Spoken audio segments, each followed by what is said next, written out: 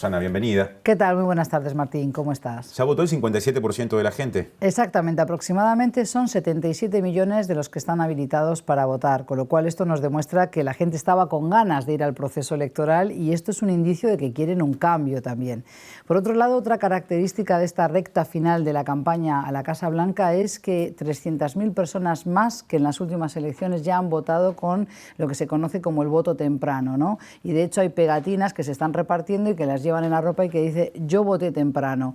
Y esto los analistas indican que significa justamente que se quiere un cambio, que quieren desbancar, digamos, a Trump y que llegue Biden al poder. Pero todavía puede haber sorpresas. El voto temprano, ya iremos a eso que es el punto neurálgico, ¿es por correspondencia o también es presencial? No, en general es por correspondencia. Porque se puede interpretar que quizá los efectos de la pandemia con las restricciones de movimiento, más allá de las señales de Trump, que son un capítulo aparte en términos de desafiar a las recomendaciones, pueden incidir en que haya aumentado la cantidad de personas que han votado así. Es correspondencia, pero también, tengo que corregirme ahí, también ha sido presencial, porque en Nueva York este fin de semana supe que ya había habido colas muy grandes, con lo cual hay que tener en cuenta eso. Tiene las dos vías, o sea que puede que haya incidido la pandemia, pero no necesariamente en eso. No, no necesariamente. Lo que sí la pandemia ha incidido fuertemente en todo lo que es el estado de ánimo, sobre todo de los jóvenes, que realmente no sienten cercano el discurso de Donald Trump. Es decir, Trump sabe que tiene ahí una base electoral fuerte, que no va a cambiar de parecer y por tanto juega todavía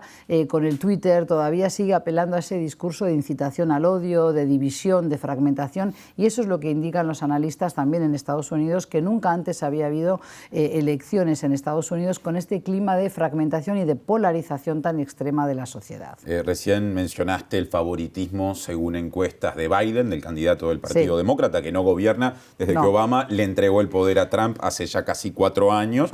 Fue de hecho su vicepresidente, pero dijiste, ojo que hay espacio para alguna sorpresa. Sí, porque ahí tenemos que entender, bueno, tanto New York Times como también CNN, que sabemos que no es favorable a la candidatura de los republicanos en general, pero CNN le da una victoria del 54% en las encuestas a Biden, mientras que New York Times lo reduce al 52%. Pero en cualquier caso es un margen ya interesante, digamos, de Biden sobre Trump. Pero los estados péndulo, lo que ellos llaman los swing states, como por ejemplo Florida o California, o por ejemplo Arizona o Texas, es allí donde se va a decidir, yo creo, como en otras elecciones pasadas en Estados Unidos, esta contienda, esta elección. Y ahí también tenemos que tener en cuenta algo que por lo menos nos interesa desde estas latitudes, que es cómo votan los latinos. Están habilitados 27,3 millones, según distintos informes y estadísticas. El The Economist, por ejemplo, dice que 27,3 millones de latinos en Estados Unidos están habilitados para votar. ¿Sobre un total de cuánta gente que puede votar, dijiste al comienzo?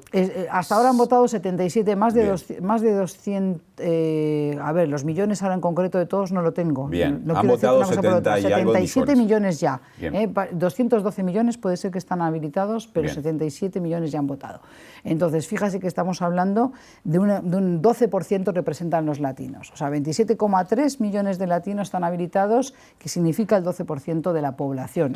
Es un porcentaje interesante. El voto latino, y ahí quería yo dar esta significación, por lo general son proclives a votar a los demócratas, ¿verdad? A los demócratas, pero cuidado porque también tenemos a los exiliados cubanos que ahí sí votan generalmente a los republicanos. Muy fuertes en el estado de Florida. En el estado de Florida, exactamente. Entonces ellos preferirían sí la candidatura y la reelección de Trump porque evidentemente consideran que ha endurecido lo que antes había aflojado, si se quiere, o había entibiado las relaciones, por lo menos había llegado al deshielo con Cuba. Obama, con lo cual ahí tenemos también esa división. Por eso yo creo que esos indicadores o esos titulares de prensa también en Europa he visto que hablan del voto latino. Yo creo que hay que poder segmentar y tenemos que tener en cuenta también votantes jóvenes, votantes de clase media y también, por supuesto, tenemos que ver quiénes son los exiliados cubanos. Y hago hincapié en la clase media porque una vez más Trump, a través del Twitter, pero también claramente en su segundo debate, dio a entender y volvió a incitar al miedo, ese discurso del miedo miedo, porque decía, si llega este hombre, este Biden, que además le llama el dormido o el durmiente, otras veces lo tilda de gaga, porque dice no sabe ni con quién está hablando, se burla, se mofa. Si bien en el segundo debate estuvo mucho menos burlón y mucho menos proclive a interrumpir a Biden, igual realmente tiene la autoestima por allá arriba, ¿no? Él dijo que era el menos racista de todos los que estaban allí en ese estudio de televisión. Es interesante porque no dijo que no fuera racista, dijo claro, que era el menos racista. Pero además se hizo comparar con Abraham Lincoln, ¿no? Y luego entonces Biden fue jocoso al respecto, ironizó sobre ello y dice Trump, ven cómo está gaga, ni sabe con quién está hablando aquí esta noche, ¿no? Pero en cualquier caso tenemos que tener en cuenta que él asusta a los votantes de clase media porque dice, si este hombre llega les va a imponer más impuestos. Y Biden lo que dice es, no voy a subir los impuestos salvo para aquellos que ganen por arriba de la franja de los $400.000 por año. También es bien interesante cómo Trump de alguna manera jugó con las marchas y contramarchas de la vicepresidente to be, ¿no? La candidata que sería Kamala Harris, porque ella al principio, cuando también quiso candidatearse a la presidencia de Estados Unidos... Kamala Harris es la compañera de fórmula de Biden. Exactamente. En su debate con Mike Pence, por ejemplo, Mike Pence se agarró justamente de este detalle que voy a comentar ahora, Martín. En la industria del fracking, es decir, la industria de los hidrocarburos, pero también del gas, de la energía, en Estados Unidos en el 2018 facturó, los beneficios fueron de $180.000 millones. Tanto Biden, que está a favor de las energías renovables, como Kamala Harris han tenido que volver a aclarar y explicar, para no amedrentar a ese sector de la energía o de la industria de la energía, de que realmente ellos no quieren terminar con la industria del fracking, ¿verdad? Porque entienden que todavía es demasiado importante para la economía del país. Pero Trump juega con ello. ¿Por qué? Porque Kamala Harris se había mostrado muy contraria a la industria del fracking y ya sabemos que Estados Unidos ha alcanzado la autosuficiencia energética, pero claro, el fracking es también muy costoso, la implosión de ese petróleo y de ese gas de esquisto es sumamente costoso y también muy dañino para el medio ambiente, ¿no? Y es parte, digamos, de las fortalezas de Biden, que Biden intenta volver a la senda del cambio climático, volver a recordar que sí, que hay que cuidar el planeta, el medio ambiente, que son todo cuestiones que ya sabemos que Trump no solo las desprecia, sino que además ha retirado a Estados Unidos de acuerdos bien importantes como fue el pacto climático de la reunión cumbre en París celebrada hace unos años. Estamos con poquito tiempo, Susana, me quedan dos puntos importantes. El primero,